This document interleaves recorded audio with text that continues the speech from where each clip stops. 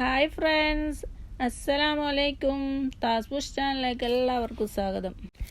ഇന്ന് ഞാൻ നിങ്ങൾക്ക് വേണ്ടി ഷെയർ ചെയ്യുന്നത് ഒരു അടിപൊളി ഈസി ആയിട്ട് ഉണ്ടാക്കാൻ പറ്റുന്ന ഒരു പലഹാരമാണ്. വീഡിയോയിലേക്ക് പോകുന്നതിന് മുന്നേ എൻ്റെ ചാനൽ ആദ്യമായിട്ട് കാണുന്നതെങ്കിൽ സബ്സ്ക്രൈബ് ചെയ്യാൻ മറക്കല്ലേ.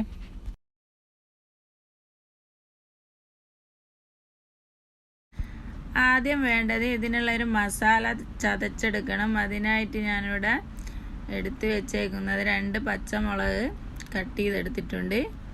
പിന്നെ 2-3 ചെറിയ കഷ്ണം ഇഞ്ചിയും എടുത്തിട്ടുണ്ട്. ഒരു സവാളയും എടുത്ത് വെച്ചിട്ടുണ്ട്. പിന്നെ 1/2 കപ്പ് തേങ്ങാക്കൊത്തും കൂടി എടുത്ത് വെച്ചിട്ടുണ്ട്. ഇത് മുഴുവനായിട്ടൊന്ന് ക്രഷ് ചെയ്തെടുക്കണം.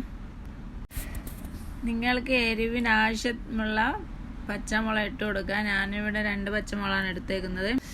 അടുത്തതായിട്ട് ഇവിടെ ഒരു പാൻ വെച്ച് 2 ടേബിൾ സ്പൂണ് ഓയിൽ ഒഴിച്ച് കൊടുത്തിട്ടുണ്ട്. അതിലോട്ട് 1 സ്പൂൺ ചെറുജീരകവും ആഡ് ചെയ്തിട്ടുണ്ട്. ഇനി നമുക്ക് അരപ്പും കൂടിയും ഇതിലോട്ട് ചേർത്ത് കൊടുത്തിട്ടുണ്ട്. ഇനി നല്ലോണം ഇതൊന്ന് വഴറ്റിയെടുക്കാം. ഇഞ്ചിൻ്റെയും പച്ചമുളകിൻ്റെയും പച്ചമണം മാറുന്നത് വരെ ഒന്ന് വഴറ്റിയെടുക്കാം. അടുത്തതായിട്ട് ഇതിലേക്ക് 1.5 ഗ്ലാസ് വെള്ളം ഒഴിച്ച് കൊടുക്കണം. ഞാനിവിടെ പലഹാരം ഉണ്ടാക്കാൻ വേണ്ടിയിട്ട് 1 ഗ്ലാസ് അരിപ്പൊടിയാണ് എടുക്കുന്നത്. അതിന് വേണ്ടി 1.5 ഗ്ലാസ് വെള്ളമാണ് ഒഴിച്ച് കൊടുക്കുന്നത്. അരിപ്പൊടി ഈ വെള്ളം തിളച്ചതിന് ശേഷം അരിപ്പൊടി ഇട്ട് നല്ലോണം ഒന്ന് കുഴച്ചെടുക്കണം. ഇതിലേക്ക് ഇനി 1/2 സ്പൂൺ മഞ്ഞൾ ആഡ് ചെയ്ത് കൊടുക്കണം. പിന്നെ ആവശ്യത്തിനുള്ള ഉപ്പും കൂടി ആഡ് ചെയ്ത് കൊടുക്കണം. ഈ മഞ്ഞളും ഉപ്പും ഒക്കെ നല്ലോണം ഒന്ന് മിക്സാക്കി എടുക്കാം.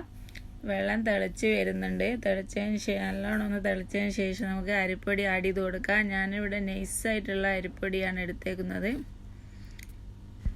ഈ തേങ്ങയും ഉള്ളിയും പച്ചമുളകൊക്കെ ഒരുപാടങ്ങ് അരിഞ്ഞു പോകരുത്. ഒന്ന് ചെറുതായിട്ടൊന്ന് ചതച്ചെടുത്താൽ മതി.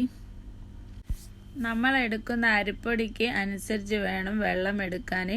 ഇനി ഇത് നല്ലോണം ഒന്ന് കുഴച്ചെടുക്കാം. ഇതാ നമ്മുടെ അരിപ്പൊടിയുടെ മിക്സ് ഇവിടെ റെഡി ആയിട്ടുണ്ട്. ഇനി ഒരു പാത്രത്തിലോട്ട് മാറ്റാം. ഒരുപാട് ചൂടാറാൻ വേണ്ടി നമ്മൾ വെയിറ്റ് ചെയ്ത് നിൽക്കണ്ട. ഈ ഇളം ചൂടോടുകൂടി തന്നെ നമുക്കിത് നല്ലോണം കുഴച്ചെടുക്കുന്നതാണ് നല്ലത്. അപ്പം നല്ല സോഫ്റ്റായിട്ട് കിട്ടും. ഇതുപോലൊരു ഫോയിലിൻ്റെ പേപ്പറോ അല്ലെങ്കിൽ ഒരു കവറോ എടുത്ത് ഇതുപോലെ കുഴച്ചെടുക്കുക. അല്ലാതെ കുഴച്ചാൽ നമ്മളെ കൈ ചൂടാകും.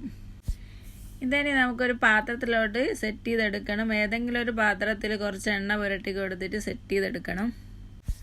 ഒരു പാത്രത്തിൽ വെച്ച് കൊടുത്തിട്ട് ഇതുപോലെ കൈ കൊണ്ടൊന്ന് നല്ലോണം ഒന്ന് സെറ്റ് ചെയ്തെടുക്കാം. നല്ല പോലെ കൈ കൊണ്ട് പരത്തി സെറ്റാക്കി കൊടുക്കണം. ഇങ്ങനെ പ്ലസ് ചെയ്ത് കൊടുത്തതിന് ശേഷം ഒരു 10 മിനിറ്റോളം ഒന്ന് വെയിറ്റ് ചെയ്യാം. ഇത് നന്നായിട്ടൊന്ന് മുറിച്ചെടുക്കാൻ പാകത്തിൽ സെറ്റാകുന്നത് വരെ. ഇപ്പോൾ ഏതായത് ഒരു 10 മിനിറ്റോളം ആയിട്ടുണ്ട്. ഇനി നമുക്ക് ഇഷ്ടമുള്ള ഷേപ്പിൽ ഇതൊന്ന് കട്ട് ചെയ്തെടുക്കാം.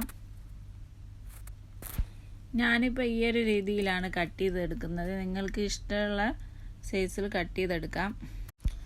ഇനി ഇതിൽ നിന്ന് ഓരോരോ പീസ് എടുത്തിട്ട് ഇതിൻ്റെ സൈഡൊക്കെ ഒന്ന് പ്ലസ് ചെയ്ത് കൊടുക്കാം. എല്ലാ പീസും ഇതുപോലെ നന്നാക്കി എടുത്തിട്ട് നമുക്കിതൊന്ന് വറുത്തെടുക്കണം.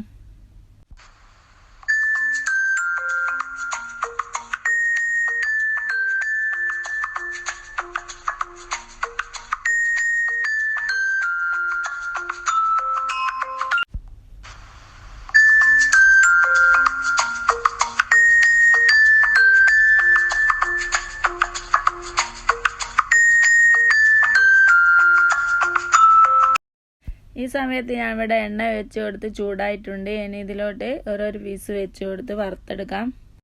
തീ കൂട്ടി വെച്ചിട്ട് ചെയ്യരുത്. ഇതൊരു മീഡിയം ഫ്ലെയിമിലിട്ടിട്ട് വേണം വറുത്തെടുക്കാൻ. തീ കൂട്ടി വെച്ചാൽ ഉള്ളൊന്നും വെന്ത് കിട്ടില്ല. അതുകൊണ്ട് ഇതുപോലെ എല്ലാ സൈഡും ഒന്ന് തിരിച്ചും മറിച്ചും ഇട്ട് വറുത്തെടുക്കണം, ഒന്ന് മുരിഞ്ഞ് കിട്ടുന്നത് വരെ.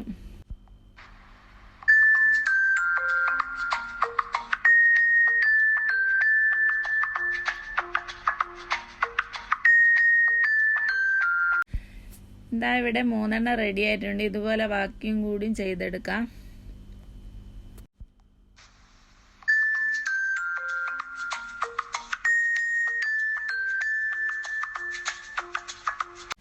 അപ്പോൾ നമ്മുടെ മുഴുവൻ സ്നാക്കും ഇവിടെ ചുട്ടെടുത്തിട്ടുണ്ട്. പുറമേ നല്ല ക്രിസ്പിയും അകത്ത് നല്ല സോഫ്റ്റും ആയിട്ടുള്ളൊരു സ്നാക്കാണിത്. നിങ്ങളെല്ലാവരും ട്രൈ ചെയ്ത് നോക്കാം.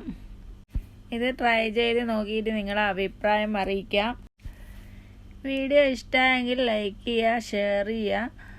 അപ്പം സബ്സ്ക്രൈബ് ചെയ്യാത്തവരുണ്ടെങ്കിൽ സബ്സ്ക്രൈബ് ചെയ്ത് സപ്പോർട്ട് ചെയ്യുക. കൂടെ കുഞ്ഞു ബെല്ലൈക്കൻ്റെ ഹോൾ എന്ന ഓപ്ഷനും കൂടിയും ക്ലിക്ക് ചെയ്യുക. എങ്കിലേ ഞാനിടുന്ന ഇതുപോലത്തെ വീഡിയോസൊക്കെ നിങ്ങൾക്ക് നോട്ടിഫിക്കേഷനായിട്ട് കിട്ടുള്ളൂ. അപ്പം താങ്ക് യു ഫോർ വാച്ചിങ്.